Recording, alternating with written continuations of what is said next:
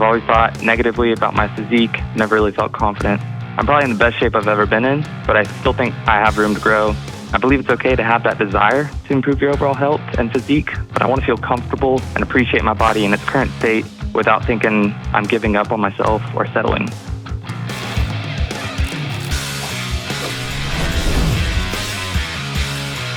What up, what up, what up? This is John with the Dr. John Delony Show. I'm so glad that you're with us.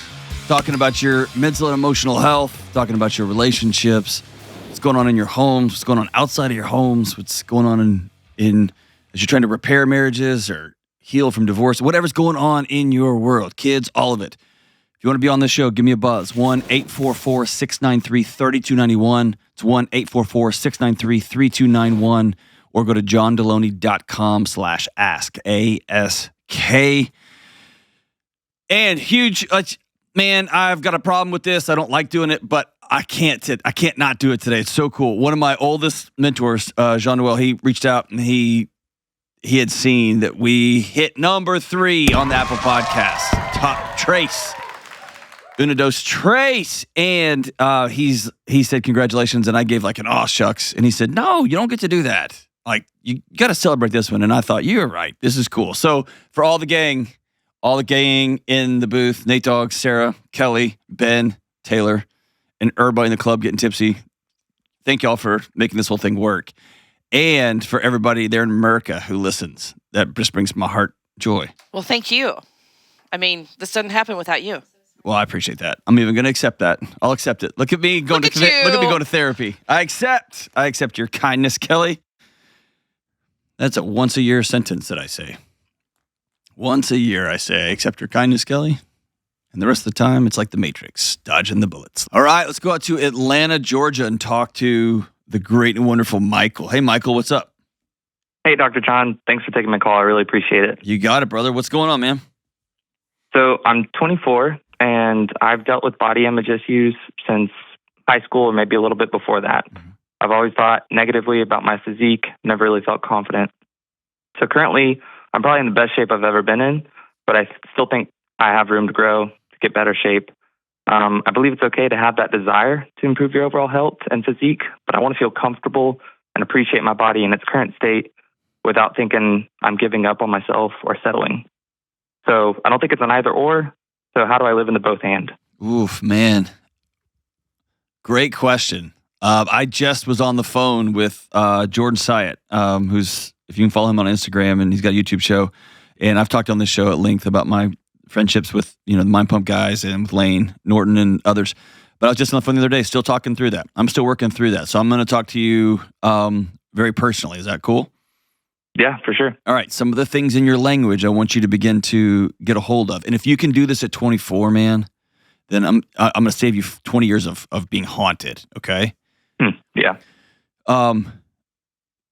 You can chase a physique, and almost all the time it comes at the expense of your health.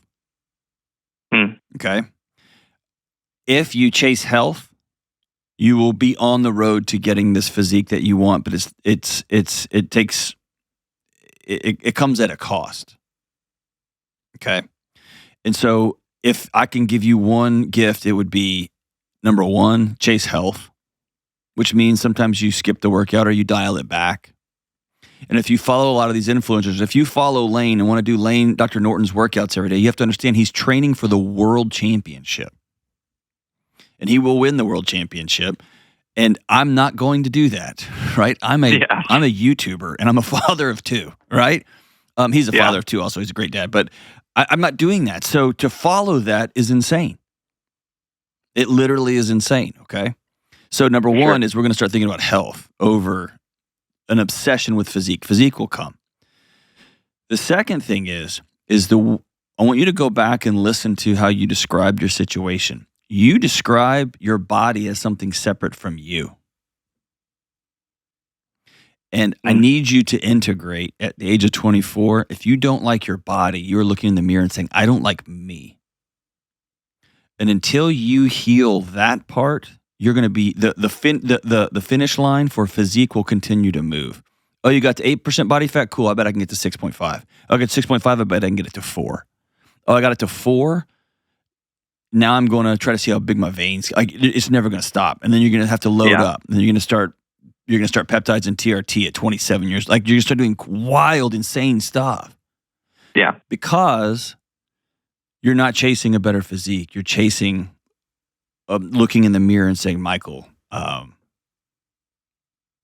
do you still like me? And the answer is going to be no until you deal with that. Now I'll ask you, why don't you like Michael? What is it about Michael inherently that you don't like? I'm not really sure. That's a great question. Something just came to mind. What do you think it is? No, I'm trying to process that and think through it. I've always just felt that was, the physique was the root of it, but it seems like that might not be the case. Does that ring true to you? Yeah, I mean, it might. Yeah, there might be something I don't like about myself. Not like about yourself. You keep distancing. I'm talking about you. Why don't you like Michael? You sound like a great guy. I don't know. Just feel like I can always get better. Always keep going. You probably can, but get better. But I'm trying to think. You've made better a value statement about you, about who you are, your personhood. Where does that story come from?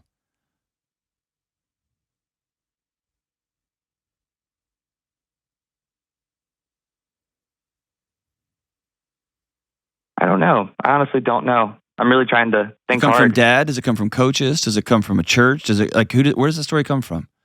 You got to do these things, or you got to be this thing, or you're less than, or some buddies?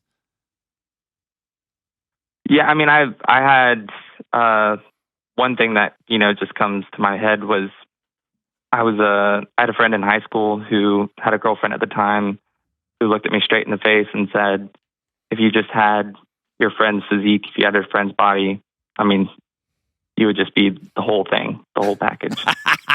Can I tell you why I'm laughing, Michael?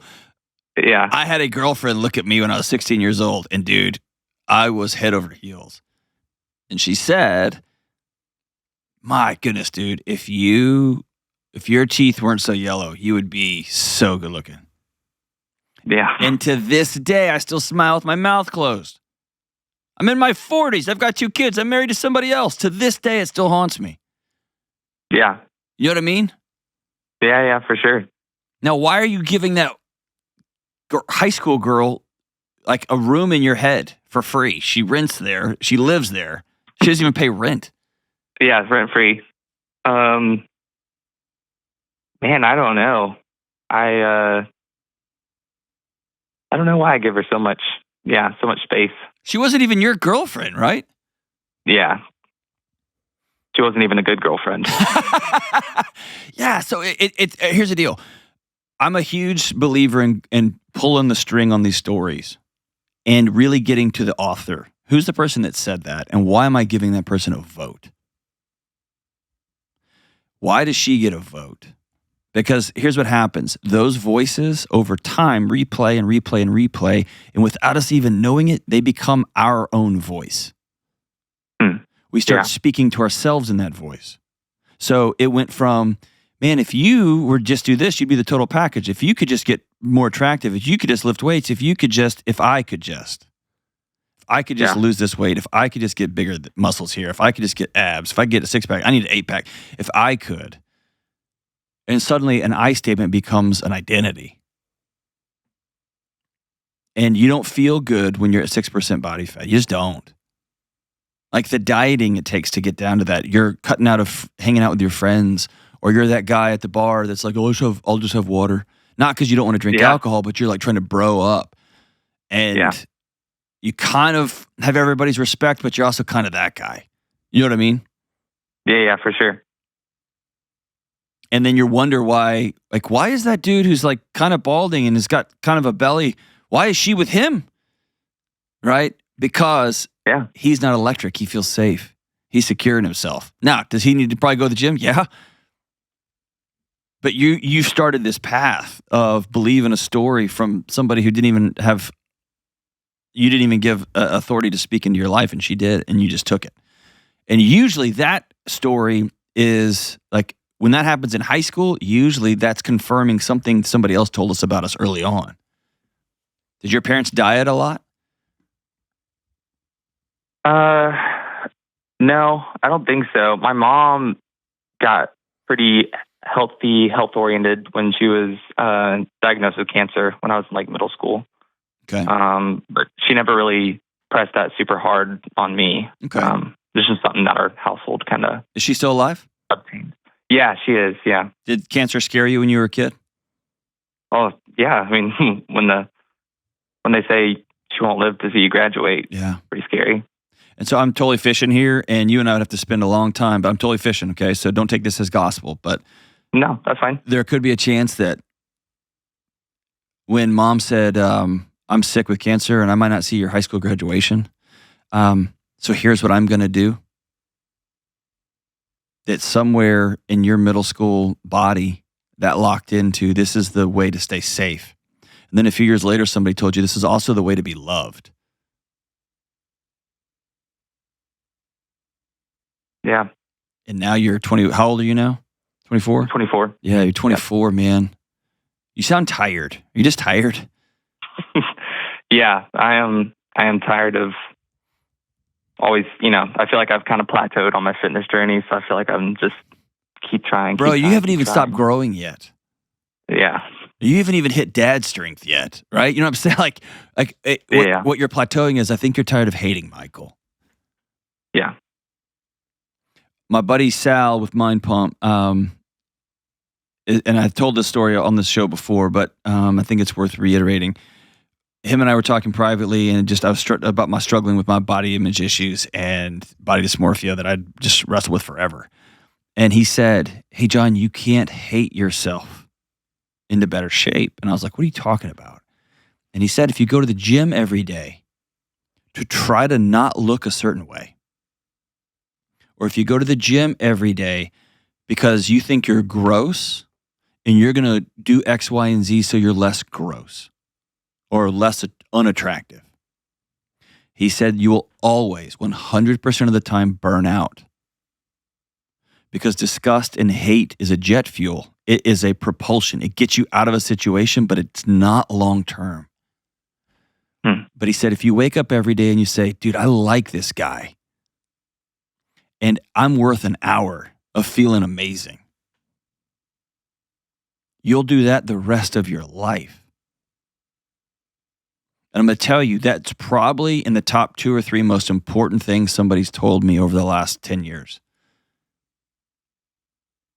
Because I work out, I still work out every day because I love it and it feels good. But more importantly, I'm doing it because I get to.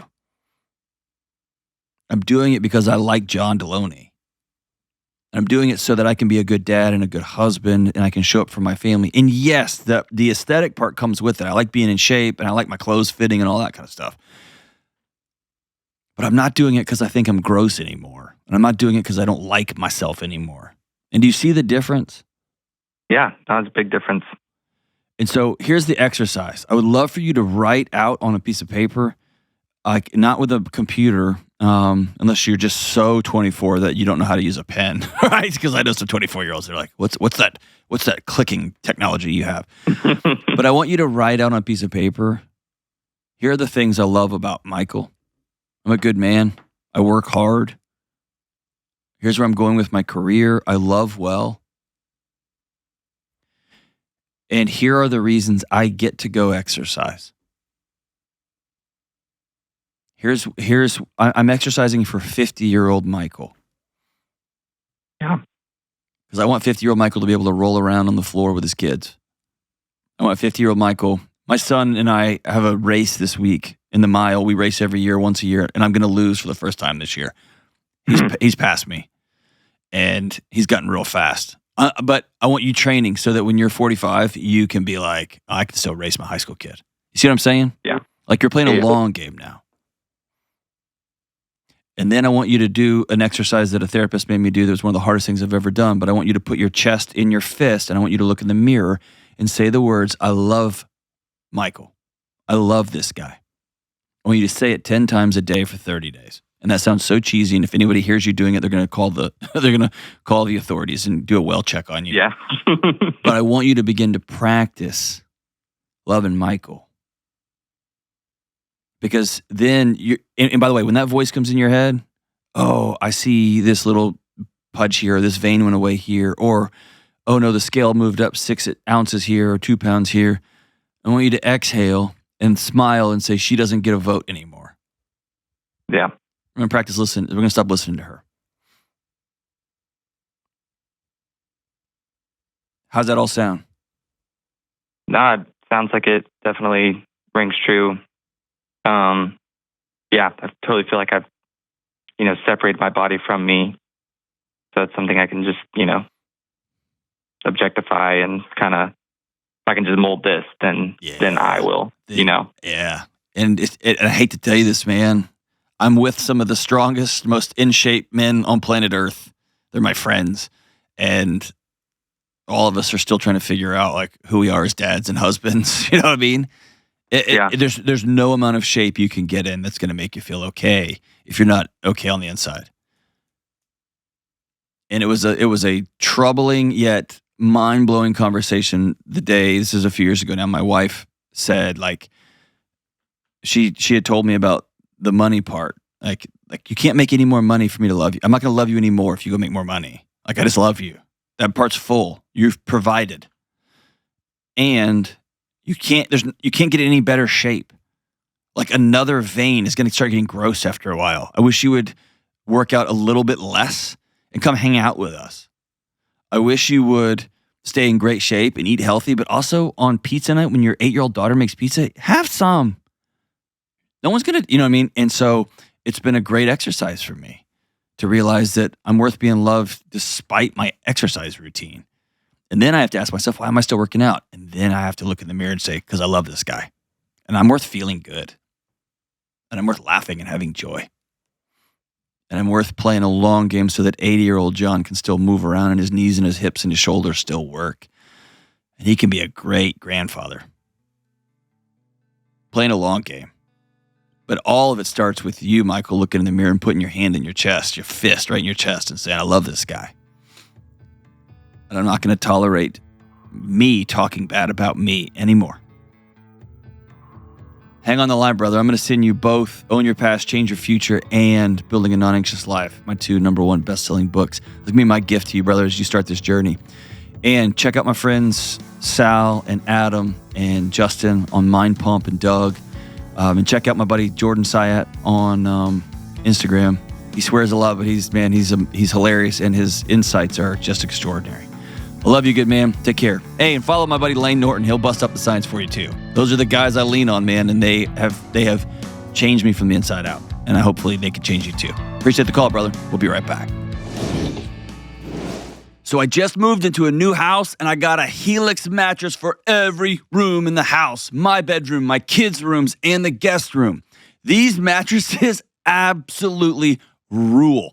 It's a struggle to get my kids up and working as we're moving in because they keep plopping down on their new beds, and I can hear them hollering how comfortable the beds are. And they are. They're so right.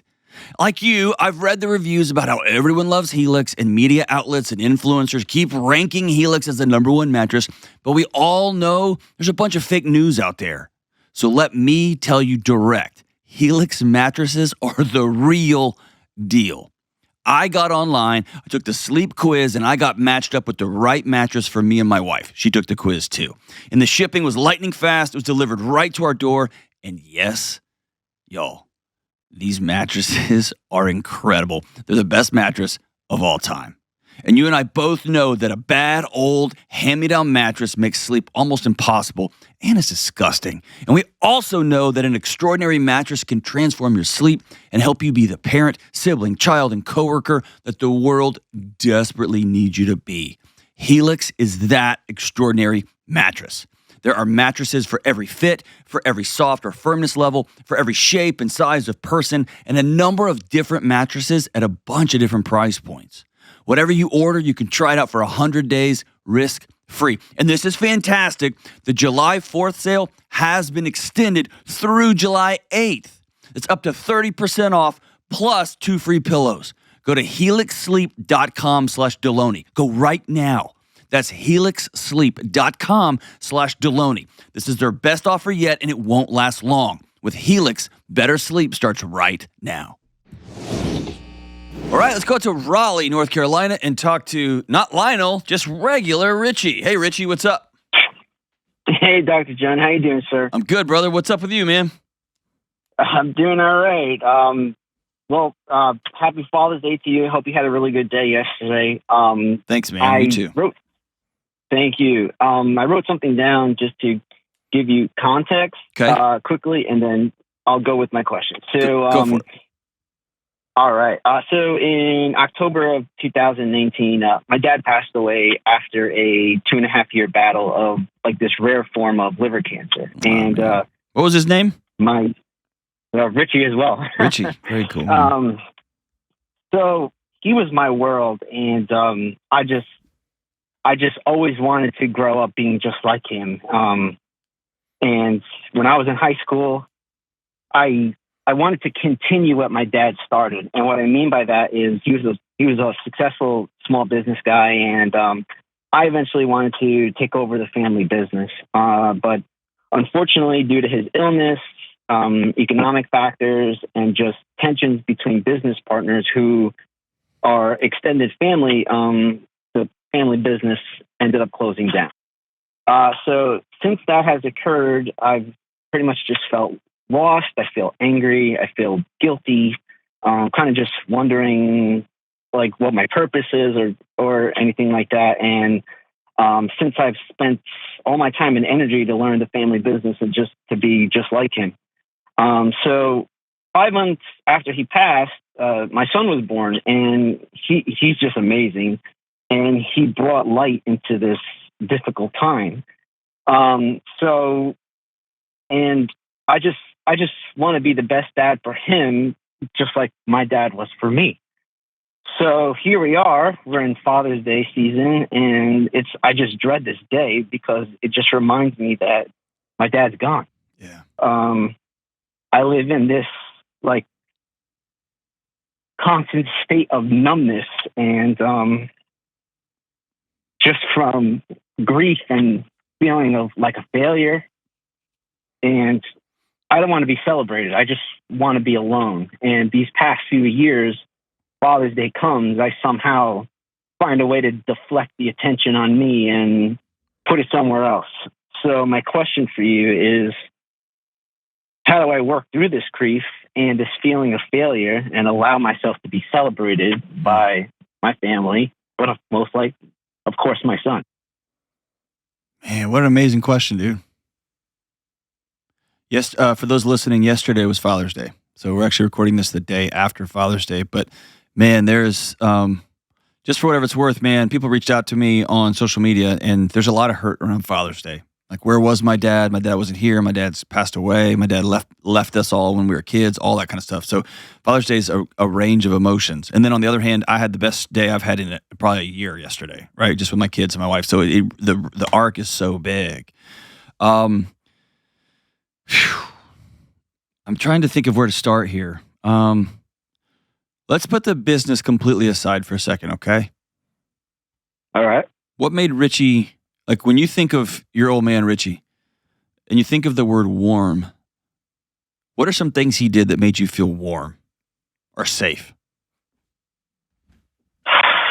Man, the biggest thing that comes to my mind is I just remember we had we moved into this new area when I was a kid, and this new neighborhood, and I was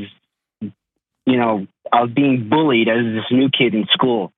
And there was this one particular kid that was just like getting other kids to gang up on me, make fun of me. They jumped me in the gym locker room one time, and I told my dad about it. And I just remember my dad's like, all right, we're going to go meet this kid somewhere and we're going to settle this. So after school one day, me and this kid arranged like a day to fight. messed up, but we did. And no, that's why. Hey, that's the way like, we used to do it. I know people listening are like, "What?" But it used to be a date at a time, and you show up, and that's where the fight's going to be. Yeah, absolutely. Right. So that's what happened. We picked a day and a time, and me and this bully, we met at the place, and he's like, "I'm gonna get all my friends there," and he brought like 3 guys, and I had my dad, and my dad showed up, and he went up to these 3 kids. He's like, "You guys are gonna step aside."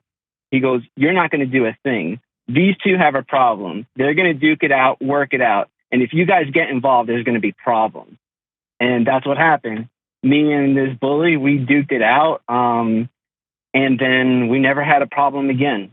And that was just the greatest moment, just because I had him by my side. Yeah. He believed in you, huh? Yeah. And he did that, they call it scaffolding. And I know research nerds like me are going, "That's not scaffolding, that's abuse," or whatever. But he provided enough protection that you were safe, and then he let you get in the ring, right? Yeah. And then did he, after it was all settled, did he walk you home? Yeah, we went home and we talked about it, and he just told me, he goes, "Sometimes you got to go through tough crap, and but I got you, man. I'm going to be with you, whatever that is." Okay. And now think about your son. How old is your son now? 4. 4 years old. You would burn down a building for that kid, wouldn't you? Oh, dude, I'd do anything for him. Why won't you let him love you like your dad let you love him? I don't know. I've been asking myself that for a little while now. I just Is your dad proud of you? I think he is. Don't say that. You know the answer to that. Was your dad proud of you before he passed? Yeah. Did he raise you well? Yeah. Yeah. Did your dad ever lie to you? Never. Why do you think he's suddenly a liar? I don't think he is. Okay. I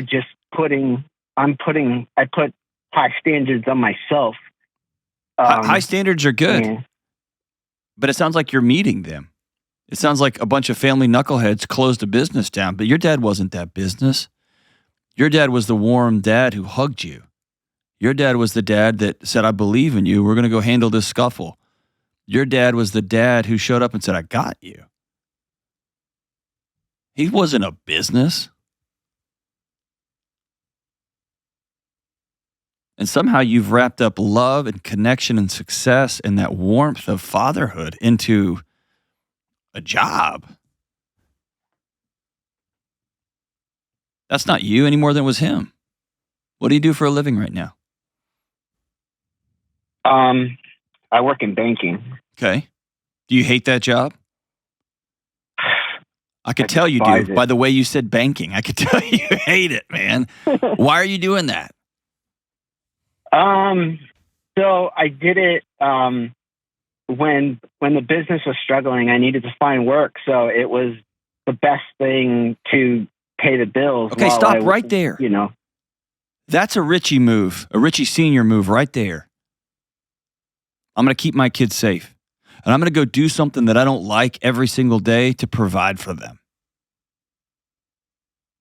That's manhood. That right there is a father. And that is Richie Senior coming through not through your hands in a small business, but through your eyeballs in a spreadsheet, whatever you're doing at the bank, right? Yeah. Yeah, you're doing whatever you got to do. It just looks different. It's a new century. What do you want to be doing? I've been trying to figure that out. Okay, well, I'm going to hook you up with some resources from my buddy Ken, but I'll hook you up with that stuff before we leave. Now, let me ask you this. Go ahead. I actually did Ken's assessment. Okay, how'd that work? Well, the results are pretty spot on. I just don't know what to do next with it. I don't believe that. I think you're scared to. Why are you scared to? I just don't want to. I don't want to fail. Say it. I don't want to make a mistake. Okay. How many mistakes did your dad make starting a small business? To be honest, I'm not sure. A ton. I work for Dave Ramsey right now. Which is just a huge family business with 1,000 employees. And when you sit down and talk about the things he's done over the years where he invested millions into something that didn't work out, he's got stories like that for days. You don't get a successful business without a lot of failures. You just don't. The only thing that's going to truly keep you from doing what you want to do is you never start. Yeah. Let me ask you this. I guess. Go ahead. Yeah. Well, I guess, I guess what's difficult is growing up, as a kid, my dad worked, starting this small business, he worked a lot of hours. So I really only got to see, it wasn't until maybe middle school, high school that he was around more because it was more established. So sometimes I'm afraid of taking time away from my son because I didn't have as much time with him, my dad as a kid. Now we're getting to it. So yep. Every minute's precious, and you know that more than most. You know that more than I do. My dad's still alive. Yeah. You know how super precious those things are. And let me challenge that. Because now you're looking back and saying, I would do anything to have T-ball season back with Dad while he was building that business when he was 5, right? Yeah. But then I look at the guy who the business folded that you were supposed to take on, and you went and got a job that you don't love to provide for your family, and I see Richie Sr. living on through you, so he's still with you. You don't feel that warmth, and you don't see his hand behind you saying, all right, we're here at the hills or behind the school or wherever we're having the fight, but I'm here. Go do what you got to do. But he's right in the middle of your chest. Now, let me ask you this. Why won't you let him go? You are hanging on to him like your 4-year-old hangs on to you at the pool. Why? Why won't you let your old man go rest? I don't know. It's never been put that way to me. So all this grief, I don't know how to answer that. Brother, all this grief and anger and like pausing. It's because your hands are gripped so tightly around the memory of your dad, as though if you let him go, suddenly he's going to disappear from you, and he's not. He's not going to leave you. He never will leave you. Ever. Here's what I want you to do. Here's your homework assignment. Will you do it if I tell you? Yeah. I want you to, I tell everybody to do the same thing, and it's somewhat magical, okay? I want you to write your old man a letter. Say, Dear Richie, or Dear Dad. In the first letter, you're going to write 3 of them. And the first letter is how much you miss him. How much you hate cancer. How much he's missed. Like, you had a son, and I want you to write this stuff down. Dad, I had a son, and his name is such and such. And he's hilarious, and he's just like you in these ways, and he's just like Mom in these ways. And I feel so lost trying to be as good a dad as you were. I want you to write all that down. And then about a week later, I want you to write a second letter. And this letter is going to be a hard one. And this letter is how pissed off you are that he left so soon. How he spent all those years working, and then he got cancer, and now when you need him, he's not there. Because that's the part of grief that most of us skip over. And it's not dishonoring. It's holy. It's right. And you're mad that he's not with you, aren't you? Yeah, and, to throw a little something extra in there, I knew the business was eventually going to fold. It was just a matter of time. And I feel guilty saying that I'm mad at him for a portion of it because I just remember he's in the hospital bed and, he's fighting so hard. And I was proud of him for his fighting.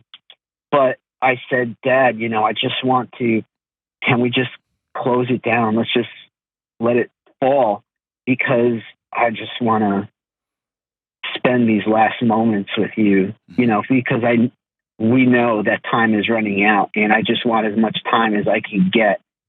And he told me, he's like, he goes, well, I don't want to. He's like, I worked so hard for this. I don't want it to go away. Yeah.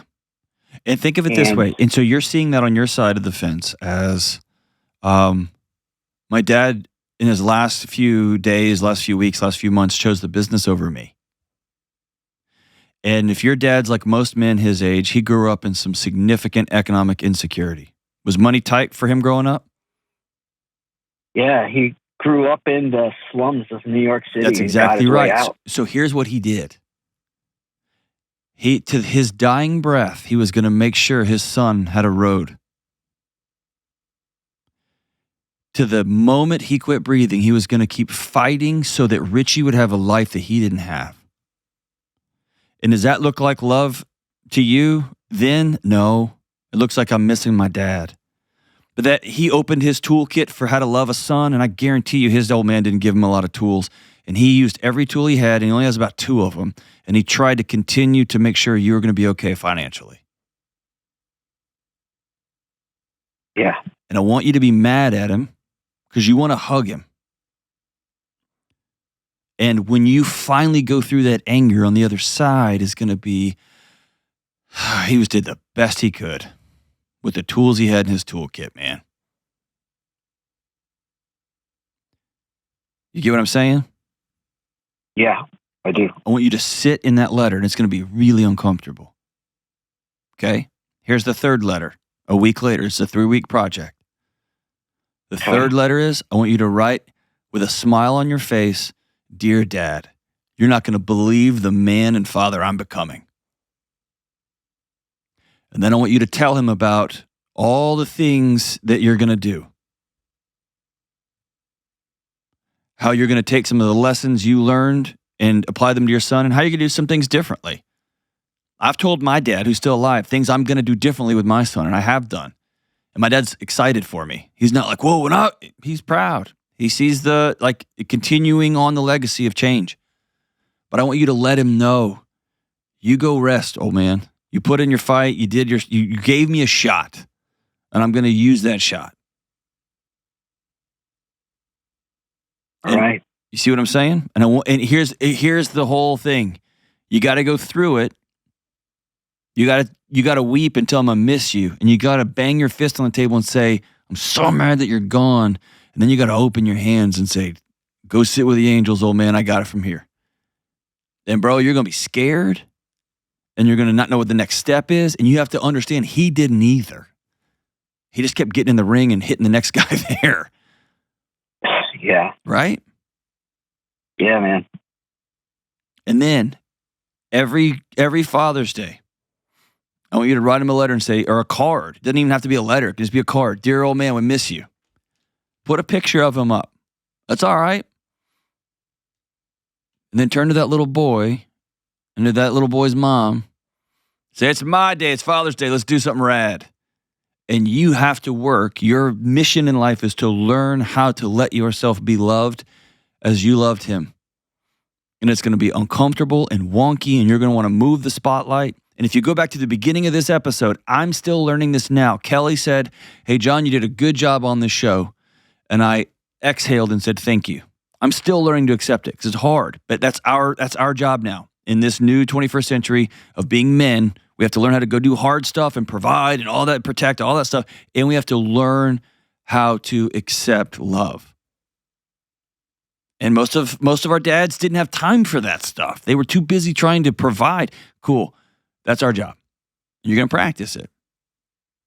Because when you pass away, which you will someday, I want your son to say there was no hug left ungiven. And my dad held my face every night and said, I love you and I'm so proud of you. And my dad was a banker. I saw him put a tie on every day and it was strangling him to death, but he went and did it to provide for us. And then one day when he saved up enough money, he quit and started his own business, and he was kind of wonky, but he did it. Whew. Now you're on to the next. I'm proud of you, Richie. You're the man that your dad prayed for, that you would become. But you have to let your old man go. It's time. And instead of looking to the past, you got to look to the future and say, all right, I'm going to take this baton that you handed me. I'm going to run with it. This family tree that you planted, I'm going to water that tree, and I'm going to fertilize the soil, because this thing's going to get big and the roots are going to grow deep. Appreciate you, Richie. Thanks for the call, brother. We'll be right back. Here we are in the season of chaos. It's summer, and there's driving and bored kids and travel plans and camps and extra yard work every weekend, sports, so much going on. And it's important right now that you continue to make plans to keep doing the things you normally do to keep you spiritually plugged in, well, and whole. And for me, that includes using my favorite spiritual app, Hallow. I'm using Hallow almost every day to learn on my drive, for the lo-fi music when I'm journaling on the road, and during my evening meditations. Hallow is a one-stop shop for all things faith and scripture while I'm on the go. It's an app that's easy to download. It has daily prayers, lecture series, meditations, music, stories, nighttime sleep programs, and more. And this summer, they've even added some radio stations for those long family drives, and they've added some spiritual classic audiobooks for nerds like me who love to drive or mow or clean and read a book at the same time. And this June, Hallow has launched their summer Bible study on the Gospel of John, and they are continuing their daily series like the Scripture of the Day. Because you're a Dr. John Delony Show listener, you can try all of this out, all of it, for 3 months for free. That's basically the whole summer. Why would you not give this a shot? Go to hallow.com/Delony today for 3 free months. That's Hallow, HALLOW.com/Delony.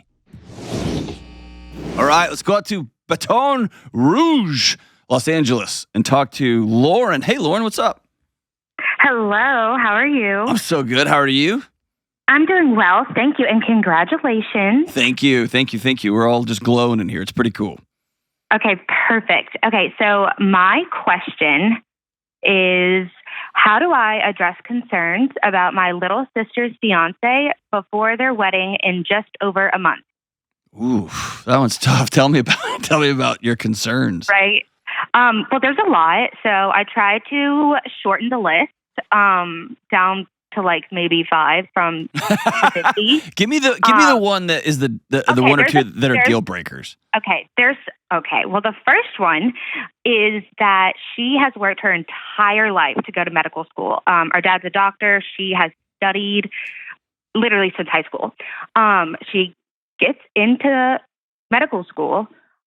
She has been dating this guy for about 3-ish months, I guess, at this point.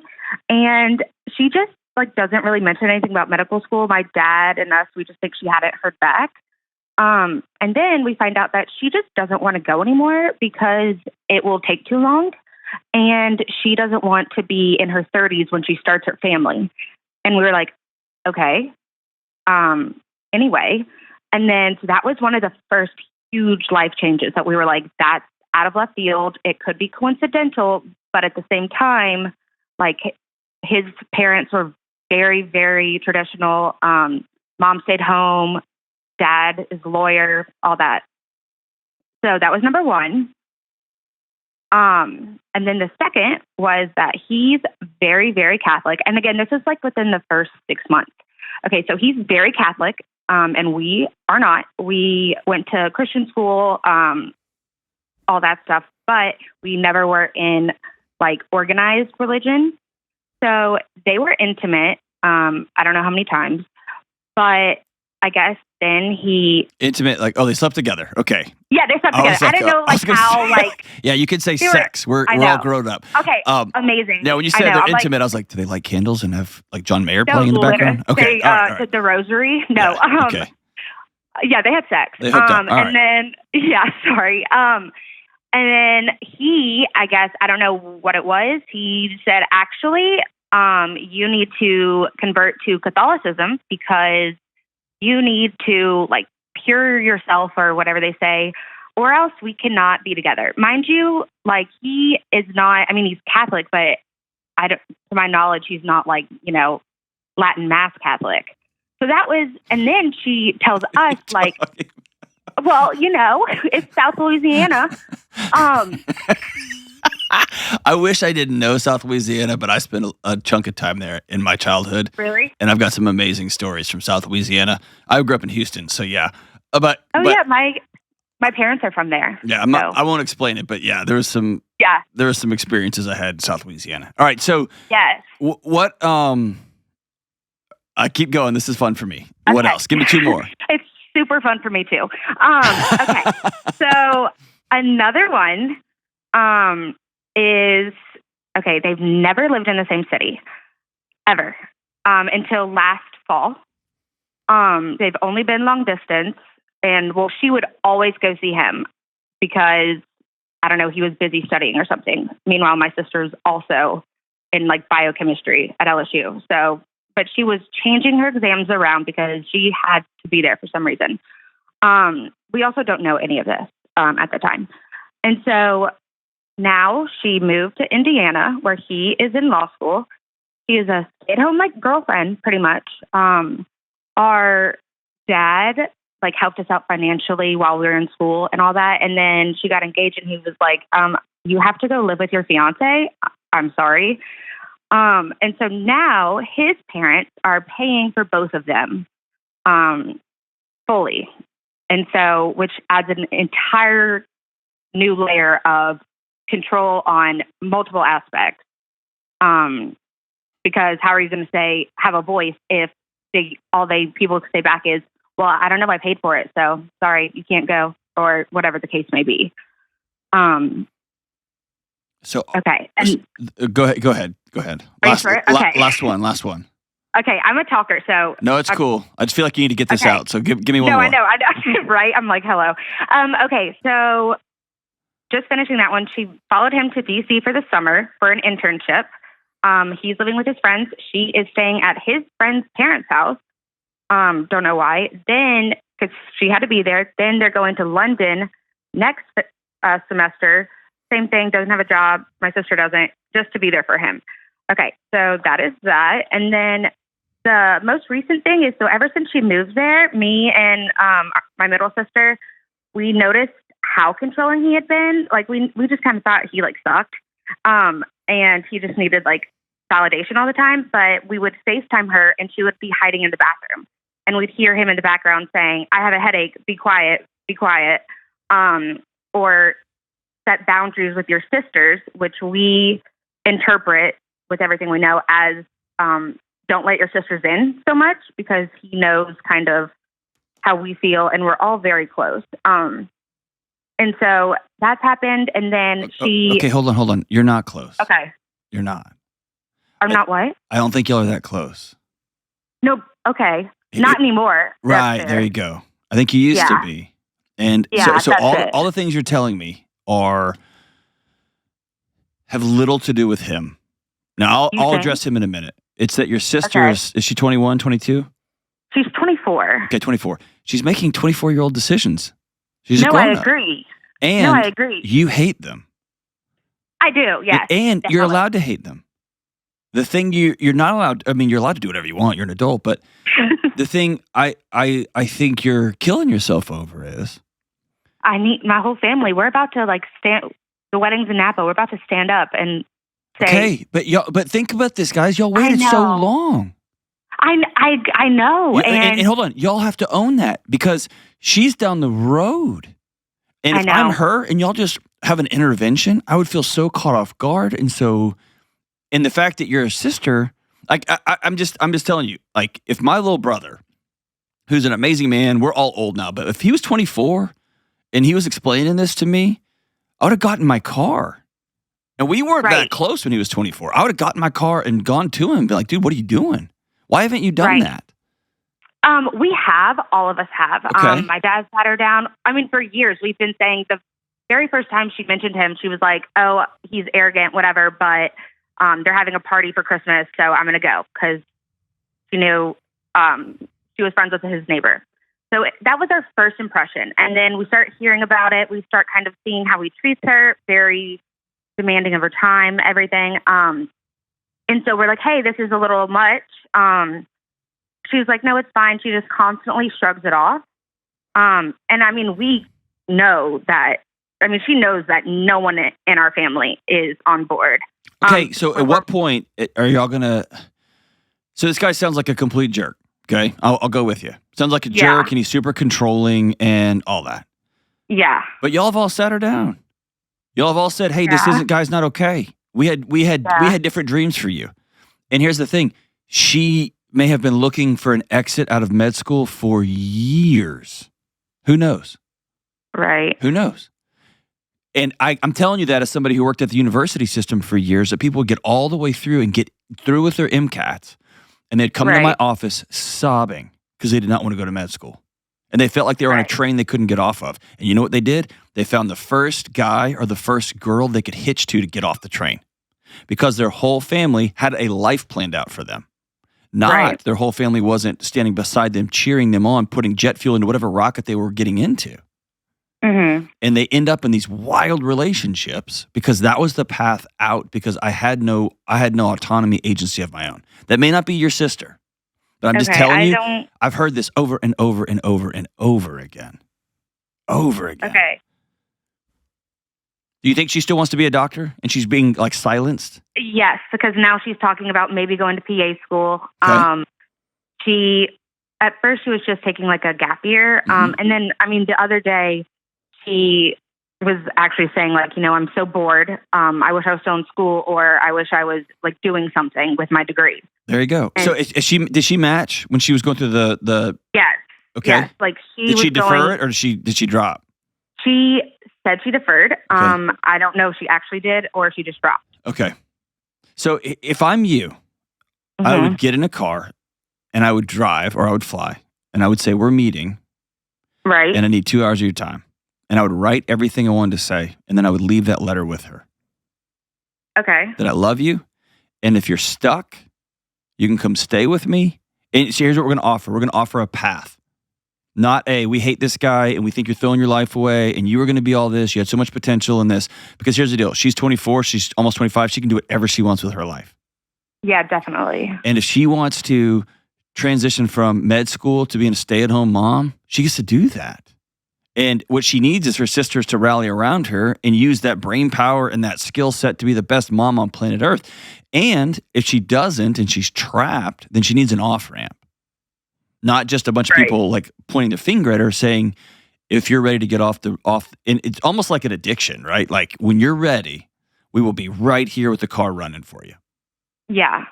And we did say that. Okay. We did say that literally last week. And I'm not knocking on stay-at-home moms. I'm a stay-at-home mom. No, I got you. I know you're not. I know you're not. I think you're worried about your sister. It was just a complete 180 for us. And then. But it's not about y'all. It's not about y'all. No, I know. You know what I mean? It's not about y'all. I know. Okay. Well, she's the youngest. I know. You love her. I know you love her, and you had this vision.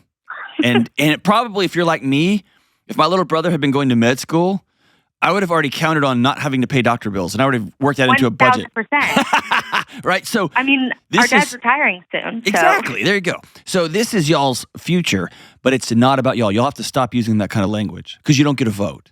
What you do get is love and connection and friendship and a sister bond that is unmatched in its strength, right? Okay. But if you already sat down and said, hey, if you need out, come with us. Yes, we have. You can live with us. You can stay with us. We'll help you get back on your feet. Whatever, financially, we got you.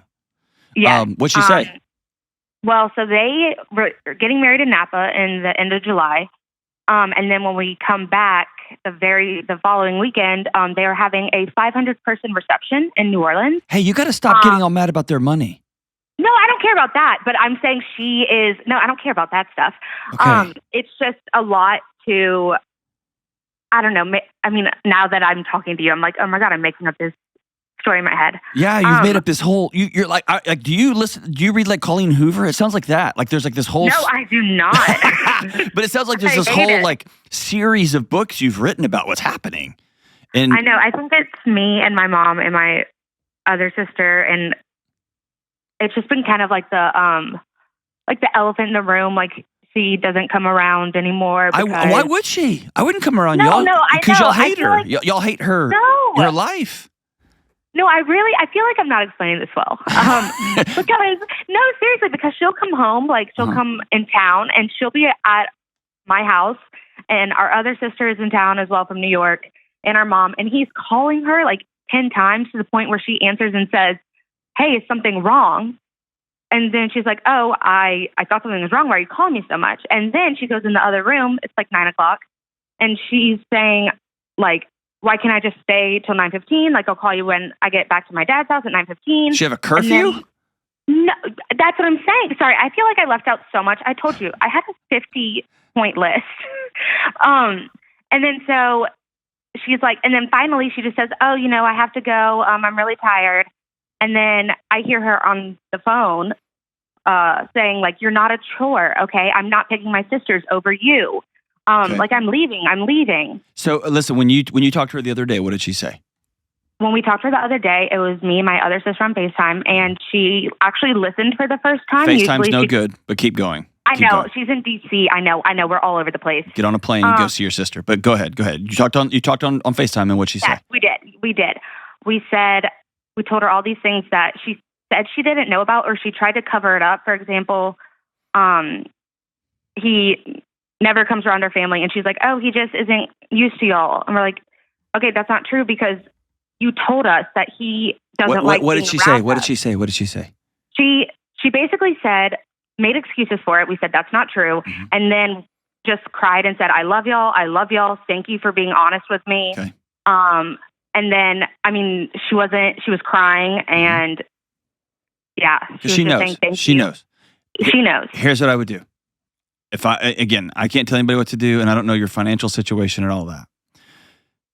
I think that you know that your sister is in a situation that she feels like she's gotten on yet another train that has left the station that she's having a hard time getting off of. Is that fair? Yeah, that's a really good way to put it. So I think it would be, I'm just telling you what I would do here. If this was just me, that's the best wisdom I can give you right now. I'd get on a plane and I'd go sit with her in private. We go to a coffee shop or whatever, and I would slide across the table a plane ticket. And I would say, you can use this at any time. I've bought this. Are you married right now? Right. Yeah, I am. Okay, so me and my husband bought this for you. Our house is always open, and we'll pick you up. If you go through with the wedding, you'll be my sister forever, and we'll love you, and we'll always support you. But I can't be your sister and not let you know face to face that I'm worried about you, and I've heard this and I've heard this. If there's anything left unspoken, if y'all heard anything over, like y'all have seen text messages or you overheard conversations, if you have not said those things so that she knows that you know. Right. Because I think we have, but I'm sorry. A lot of times if you're in an abusive or trapped relationship, the game continues and people know things, but they won't say those things out loud.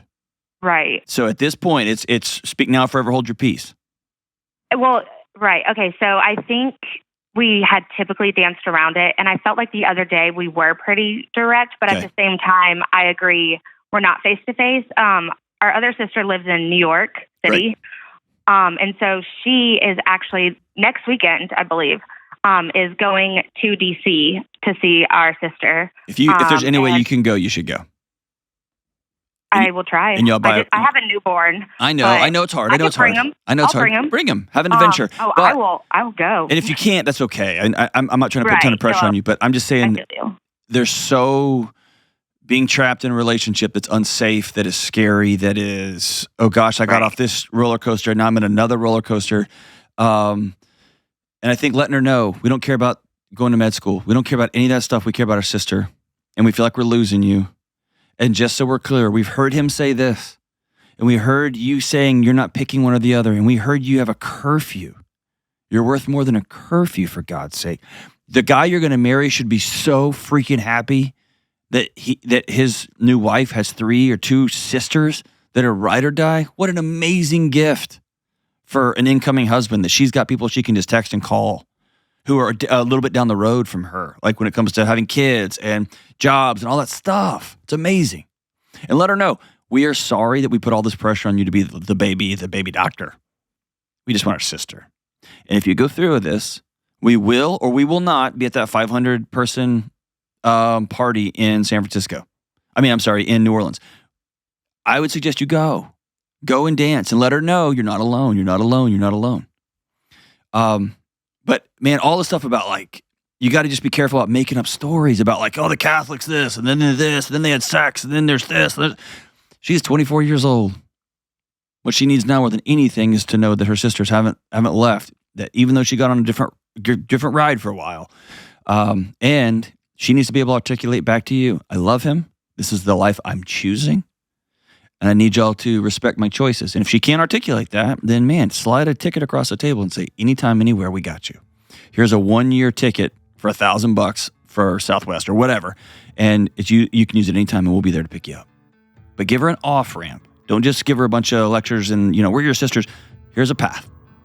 But I'm glad you love her, but that's all of us. And I'm guilty of this too. Be careful of making up stories and then responding to the stories and then getting our sister and our mom and our brother into those stories, because it just turns into a jungle of its own. It turns into its own chaos. And then we start trying to work through that jungle. Man, we just complicate everything. This is my sister. I'm going to look you in the eye across the table and say, I love you. I love you. And I'm worried about you. And here's the path out. If you want to take it, I'm here. And at the end of the day, it's the best you can do. It's the best you can do. Thanks for the call, Lauren. We'll be right back. This show is sponsored by BetterHelp. I'm always railing against social media, especially during the summer, because everyone's uploading the highlight reels of their perfect bodies and their perfect vacations and their perfect kids. And I know it's not real. And in my real life, I'm blessed beyond my wildest dreams, but I find myself getting caught up in wishing my life was like other people's lives. And based on the data, I know this is happening to you too. And we've heard that comparison is the thief of joy. Here's the deal. Comparison is wired into us. We're social creatures and we're designed to look around to make sure we're fitting in. But when we get caught up wishing we were living someone else's lives and we become dissatisfied with our own lives, it can cause us to doubt, to feel like we're not enough, and ultimately to begin acting and thinking in ways we would never act or think because we're just trying to keep up. And when we start comparing our real lives with other people's imaginary curated lives, that comparison can become addicting and all-encompassing. Comparison can take our joy, our light, our laughter, our vitality. It can take everything. I know this because it still happens to me. And when it all gets to be too much, it's time to call in the team at BetterHelp. BetterHelp is 100% online therapy staffed with licensed therapists, and it's convenient, flexible, and suited for your schedule. With a good therapist, you can learn positive coping skills and learn how to set boundaries, and you can learn how to become the best version of yourself and stop the comparison trap and begin finding joy and peace in your own life. And by the way, therapy isn't just for those who've experienced some sort of major trauma. It's for all of us who are ready to get out of the comparison spin cycle and find our own peace and joy in the life we are creating. Listen, stop comparing and start focusing with BetterHelp. Visit BetterHelp.com/Delony today to get 10% off your first month. That's BetterHelp, HELP.com/Delony. All right, Kelly, something cool happened. What's up? All right, this is from Paige. I don't know where she's at. I had a girl that I had a big crush on in middle school named Paige. If that's you, I see you. I'm married, so don't be weird, but that's all I'm saying. It'd be cool if she reached out. All right, go ahead. All right. An interview about building a non-anxious life popped up on YouTube, and I'm a Ramsey Solutions fan, so I listened. I've never struggled with anxiety per se, but something that Dr. John said about choosing reality struck a chord, and I decided to take the quiz and buy the book. My results were, let's say, bad. So this is the anxiety quiz I'm assuming that they're talking about, just so everybody knows what that is. I realized that through reading the book and later through listening to the show that I may not have been caring for my body or my mind. I was, quote unquote, checking out of my life throughout the day. I hated my body and I felt like I was living under a wet blanket, which, ew. Yeah. That's very descriptive. It's very descriptive, but also I totally get it. Yeah. I used to be an athlete, social butterfly, avid reader, and very flirtatious with my husband, but we've been buried under the stress of being pregnant and nursing for basically the last 10 years, moving a lot and working part-time. Prompted by your book, I told my husband... I'm hoping she has a bunch of kids. I hope Otherwise... So. Yeah. Whoa. I'm imagining quite a few. Whoa. Yes. Lots of kids. Otherwise, that's a really extended nursing period. Anyway, prompted by your book, I went to counseling 20 years late, but hey, whatever. I started an exercise routine. I've lost 25 pounds since January. Whoa. My counselor helped me with practical techniques to stop disassociating and had me write letters to my teenage self about all of the abuse. I cried a lot, and I don't cry. I felt the weight lift off my shoulders. My kids told me that they can, quote, see mommy in her eyes again. Whoa. This was very hard to hear. I'm getting together with friends on a weekly basis. My husband and I can't keep our hands off each other. Gross. And although if I get pregnant again, I'm going to be pissed. I told 2 of my friends about this, and they opened up to me about some of their struggles, and I've purchased books for both of them, and they are now on their roads to recovery as well. I'm so grateful for all you do. I never miss a show. Dude, that's pretty rad.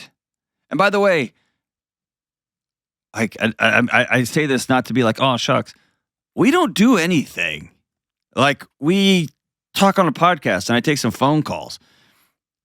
That's somebody who like started making these changes in her home or in the mirror, and then with her therapist, and then with her husband, and then with her kids. That line, I'll keep that line, and I'll put that one away in my storage space in the back of my heart. My kids see their mom again in my eyes. Like, that's beautiful. That's really amazing. Read that line again. She said, my kids said that they see their mom again in my eyes. Ugh, that's so good. That's amazing. And kids, man, they can see it. They know when you're there, and they know when you're not there. That's beautiful, man. Everybody who is making these changes slowly but surely, thank you. I'm really grateful. And I appreciate you sending these stories in, because it puts a little, as the great Vinnie Tortorich says, it puts a little coal in the engine and keeps the train going down the track. It just provides some energy to get up and keep doing the show again. So thank you so much. What was her name? Paige. It's amazing. Probably not the Paige, but pretty awesome. Dude, good call. That was a good one, Kelly. Thanks for reading that. I needed that one this morning. It's beautiful. And team shout out, number 3. Next stop, number 1. Love you guys. Bye.